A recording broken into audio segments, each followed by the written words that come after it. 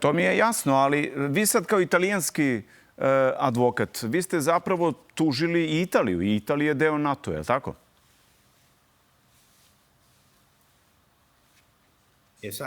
Tačno tako. NATO je informisao italijansko ministarstvo odbrane, ali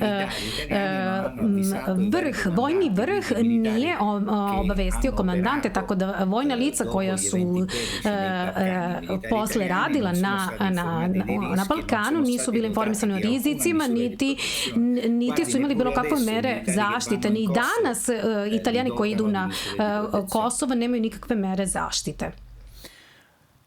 Ako sam dobro razumeo, i ako su sudovi priznali vezu između osiromašenog uranijuma i smrti vojnika, zašto NATO kao savez nikad nije odgovarao?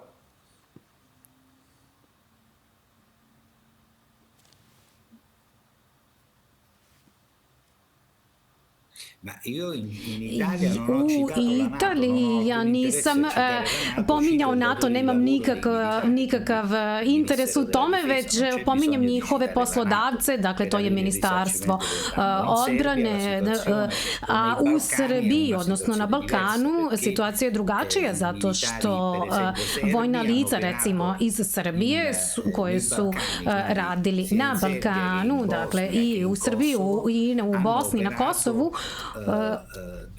oni su radili tokom bombardovanja i tamo postoji dvostruka odgovornost NATO koji je zagadio tu teritoriju, pa onda samim tim i Srbiju.